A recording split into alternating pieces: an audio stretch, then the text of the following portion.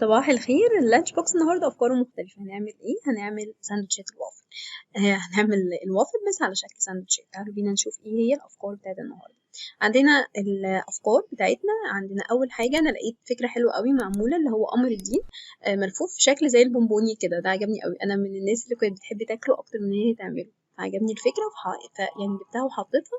وبما ان كل حاجه بتبقى مشرشره، فحطيت الجزر على شكل ايه، الجزر بالقطاعه بتاعته اللي هي بتشرشره كده بالشكل ده. وعندنا لبن بالشوكولاته. الفكره بقى السندوتشات اللي هي بتاعه الوافل، ان احنا هنعمل الوافل بالعجينه اللي انتوا تفضلوها، بس هنحط في القالب مش بشكل الوافل، الشكل اللي هو بتاع الساندوتشات وبس. وبعدين هقطعه، عملت واحد بالجبنه وواحد بيه عملته بالحلاوه، فصلتهم بس واحد، يعني كل واحد فصلته عشان الاثنين طبعا ايه، الحلو والحادق ما يدخلوش مع بعض.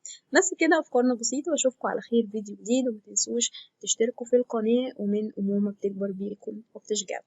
اشوفكم على خير. باي باي.